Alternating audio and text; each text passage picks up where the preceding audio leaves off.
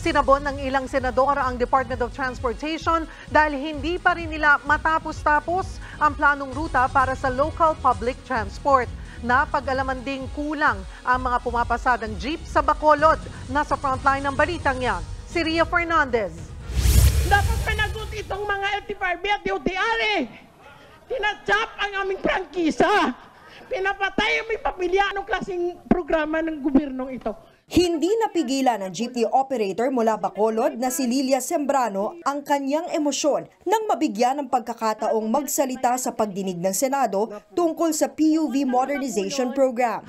Kabilang siya sa 19% ng mga jeepney operator sa bansa na hindi sumama sa consolidation matapos ang deadline noong April 30. Hiling niya sa mga senador, i-renew pa rin ang kanilang prangkisa. Lalo't daman na raw sa Bacolod ang kakulangan ng mga jeep. 50% kasi ng mga jeepney operator ang hindi sumama sa kooperatiba roon. Bagay na ikinaalarma ni Senador Raffy Tulfo na chairman ng Senate Committee on Public Services. Alam niyo ba itong problema sa Bacolod?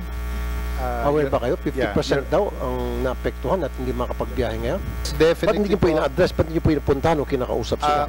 Ayon sa LTFRB, nagpunta sila sa Bacolod noong Abril para ayusin ang problema. Agad ho namin tinulungan, nirevisa ho namin yung local transport plan ho nila to accommodate more participants doon sa modernization program ho. We did that, kaya po tumaas. Pero hindi naman nila maibigay ang eksaktong numero ng nadagdag sa consolidation. Bago ito, pinuna rin ni Tulfo at ni Senator Grace Poe ang DOTR.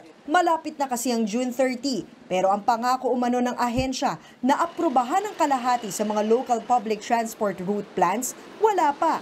19 pa lang ang nagdagdag or a mere 1.5% increase from the 9.5% or 155 approved LPTRPs in 2023.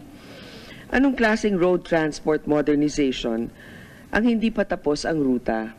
Sagot ng DOTR, this will take up to year 2026 po, yung LPTRP. Yung po yung objective natin na bago matapos or pagdating po ng 2026, aabutin po natin with our objective na mag 100% po. Bagay na hindi raw katanggap-tanggap ayon kay Senator Tulfo. Binibigyan natin ng deadline sa mga tsuper.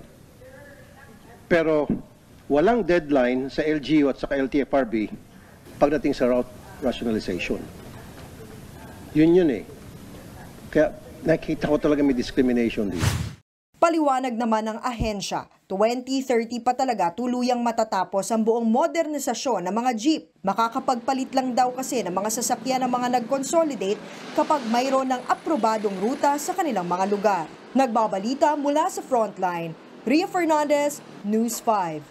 Mga kapatid, Cheryl Cosim po, huwag maging huli at maging una sa lahat sa balitaan. Para sa tuloy-tuloy na talakayan sa Frontline, mag-follow at mag-subscribe sa social media pages ng News 5.